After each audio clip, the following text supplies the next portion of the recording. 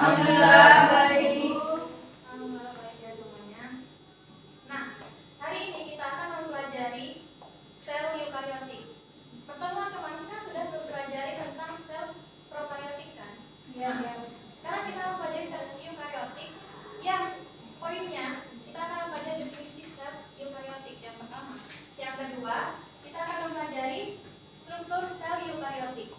Nah, sebelum masuk pembelajaran, kita bakal semangat kita dulu. Semoga putri semua.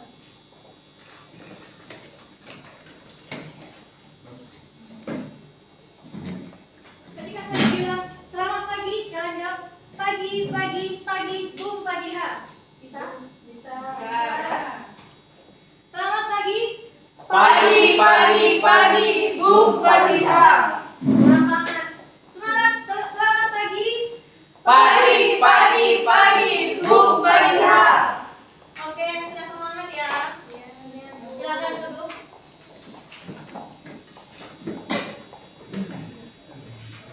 Saya absen ya. Ada yang tidak masuk hari ini? Tidak. Untuk semua ya.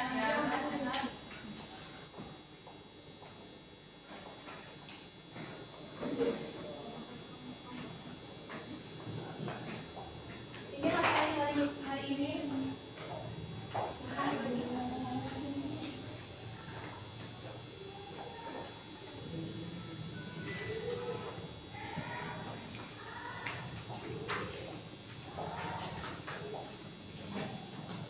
Sebelumnya, kemarin kan sudah mempelajari sel prokariotik ya. Apa definisi sel prokariotik kemarin? Ada yang ingat? Ada yang ingat? Baru minggu kemarin loh.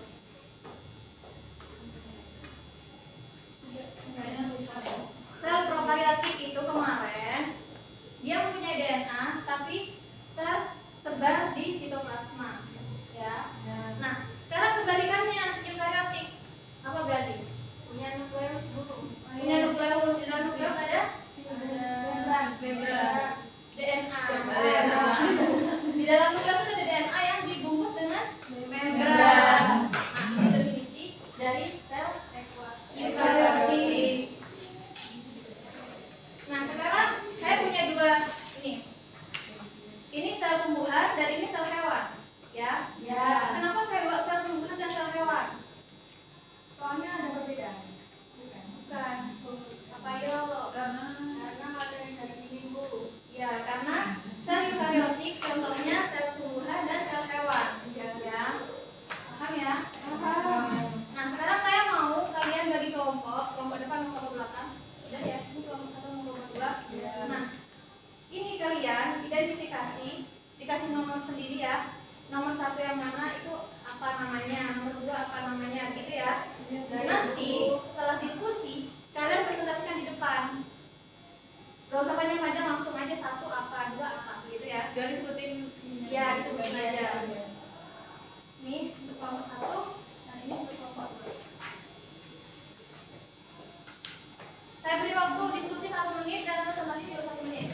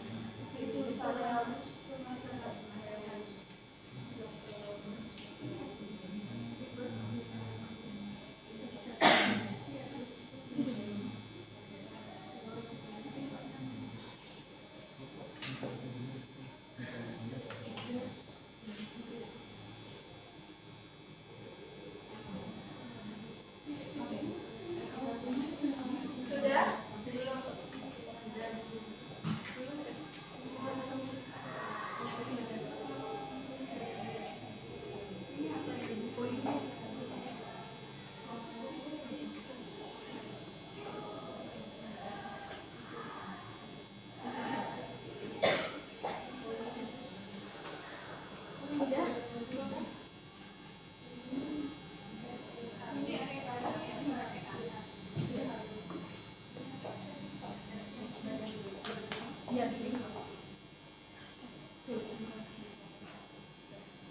ya, waktunya udah habis.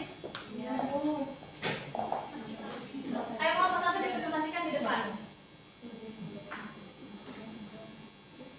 Ke depan. Iya. Biar teman-teman.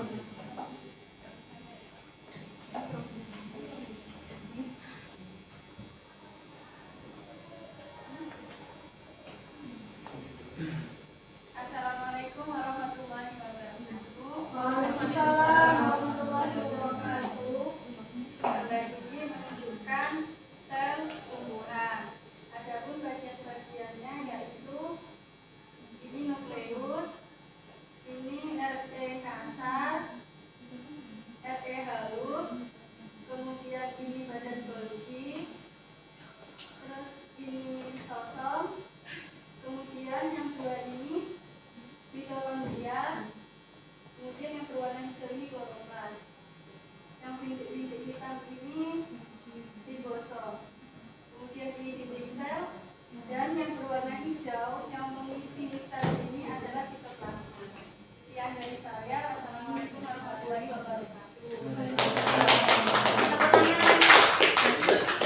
Ayo nomor 2 dipresentasikan.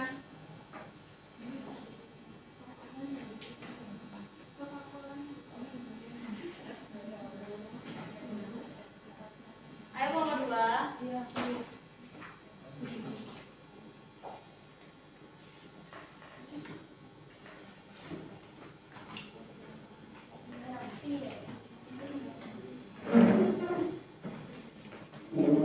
Bagian-bagian dari sel hewan. Yang pertama, yang paling kecil nukleolus, yang besar nukleus. Terus di sini ada RT kasar, RT halus. Terus di sini badan Golgi. Terus di sini ada dua mitokondria. Yang di sini lisosom. Terus yang di sini mesenteriol.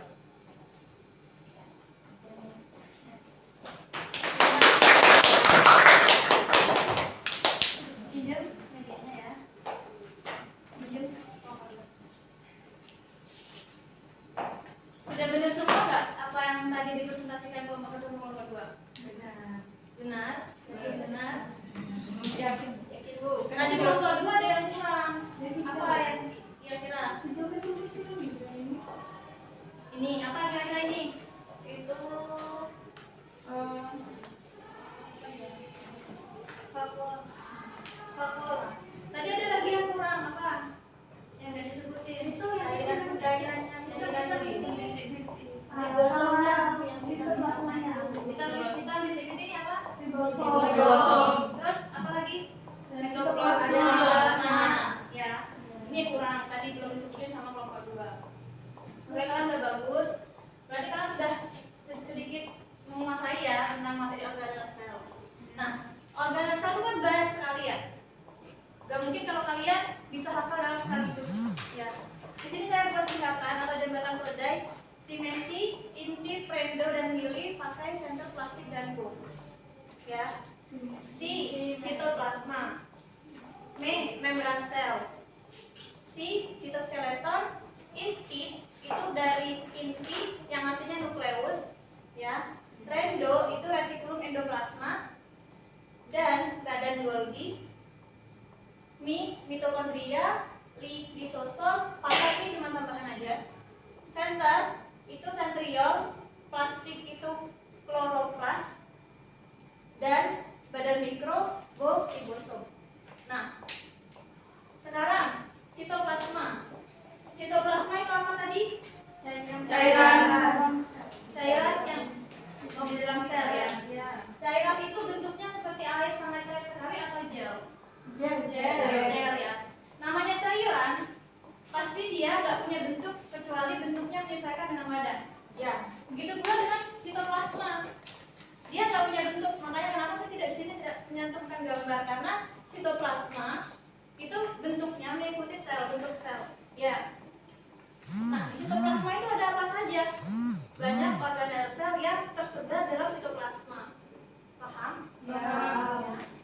Kemudian yang kedua ada membran sel. Membran sel itu fosfolipid bilayer. Maksudnya apa? Nah, fosfolipid bilayer itu ada fosfat, ada lipid. Bilayer itu dua lapis ya. Fosfat dan lipid itu mereka bentuk satu kesatuan, yang fosfat itu kepalanya dan lipid itu ekornya.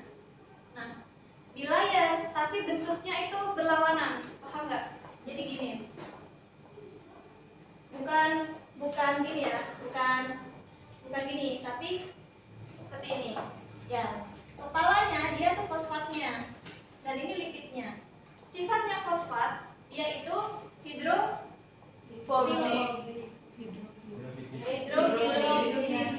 Nah, sedangkan untuk ekornya si lipid dia hidrofobik, takut air ya. Nah, setelah itu dia membran sel. Si ini tadi si fosfolipid bilayer dia tuh sifatnya selektif permeable. Apa maksudnya selektif permeable? Ini Bu mau masuk. Ya, yang masuk keluar sel itu dia nggak semua zat bisa masuk. Jadi hanya zat-zat tertentu yang bisa masuk ke dalam sel dan keluar dari sel. Ya, paham ya? Yang ketiga ada sitoskeleton. Sitoskeleton itu rangka sel. Nah, dari sitoskeleton ini ada 3 tipe. Yang pertama ada mikrofilamen. Ya. Yang kedua ada mikrotubulus, yang ketiga ada filamen intermediate. Dari ketiga ini semuanya dia tuh terbentuk dari protein. Fungsinya apa? Fungsinya memperkuat sel, ya, terus membentuk sel. Fungsi dari sitoskeleton sendiri, ya ini 3 tadi nih. Sama dengan kita manusia punya rangka kan, rangkanya kita tulang. Nah, fungsinya apa? Membentuk badan dan juga memperkuat badan kita, ya kan? Sama dengan sitoskeleton. Terus nukleus. Nukleus itu inti sel. Inti sel yang mengontrol semua kegiatan di dalam sel, ya. Dia punya 3 lapisan. Yang pertama itu membran inti, yang kedua nukleoplasma, yang ketiga nukleolus. Kalau di sini bisa kalian lihat, yang paling luar itu membran inti. Di dalam sini itu nukleolus, sedangkan yang kuning ini namanya yang di dalam sini nukleoplasma, yang kuning ini nukleolus. Ya. Membran inti fungsinya sama seperti membran sel, yang ngatur keluar masuknya zat yang di dalam inti ke sitoplasma atau dari sitoplasma ke dalam, begitu. Nah, sedangkan nukleoplasma ini dia tuh cairan yang isinya banyak, terutama di kromatin. Kromatin itu apa? Kromatin itu terdiri dari protein dan DNA. Ya. Sedangkan nukleolus, si nukleolus ini dia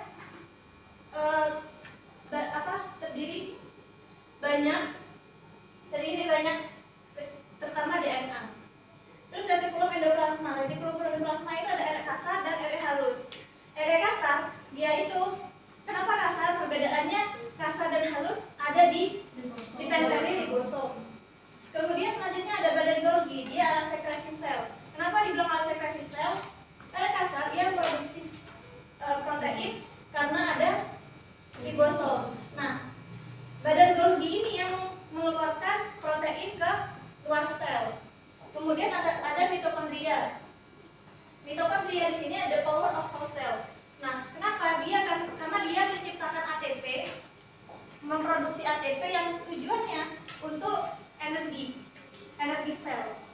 Kemudian ada lisosom, di sini bentuknya bulat dan isinya itu enzim hidrolitik. Fungsinya untuk pencernaan. Ada kloroplas. Kloroplas itu hanya ada pada tumbuhan dan mempunyai pigmen fotosintetik, yaitu klorofil. Selanjutnya ada centriole. Di sini terdiri dari mikrotubulus. Mikrotubulus dari sitoskeleton tadi. fungsinya beda dengan sitoskeleton, tapi fungsinya itu pembelahan sel, ya. Kemudian ada badan mikro. Kenapa disebut badan mikro? Karena dia kecil. Ada dua tipe, exosom dan phylloxysome. Kemudian yang terakhir ada ribosom. Ribosom itu punya dua tempat. Yang pertama ada di menempel pada organel sel, yang kedua tersuspensi di sitoplasma. Ya. Fungsinya apa? Untuk sintesis protein. Ya. Mungkin ada yang bisa menyimpulkan pelajaran hari ini? Ada yang bisa menyimpulkan? Saya Bu. Iya, Bu. Hari ini kita belajar struktur sel eukariotik. Ya. Nah, adapun organel di dalamnya itu terdiri dari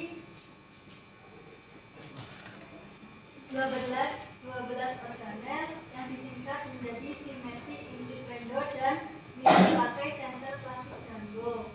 Ada sitoplasma, membran sel, sitoskeleton, nukleus, retikulum, endoplasma, badan Golgi, mitokondria, lisosom, kloroplas, sentriol, badan mikro, dan ribosom. Ya, bagus. Ya, Bu. Paham ya semuanya tentang organel sel dan definisi? Paham. Ya. Sebelum kalian pulang, ini ada tugas buat diisi di rumah. Itu ada pertanyaan yang bisa kalian jawab dan juga ada tugas sikap, penilaian sikap kalian yang bisa kalian centang.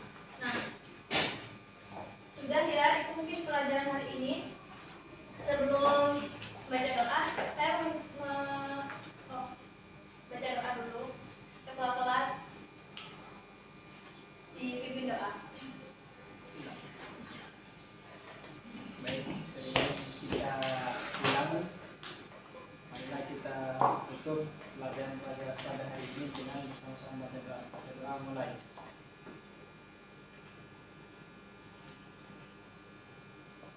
Selesai. Oke, sebelum pulang saya masih pesan ke kalian. Cintai diri kalian sendiri karena Allah menciptakan sedemikian rupa sel untuk mencintai kalian. Ya. Mungkin itu saja yang bisa saya sampaikan.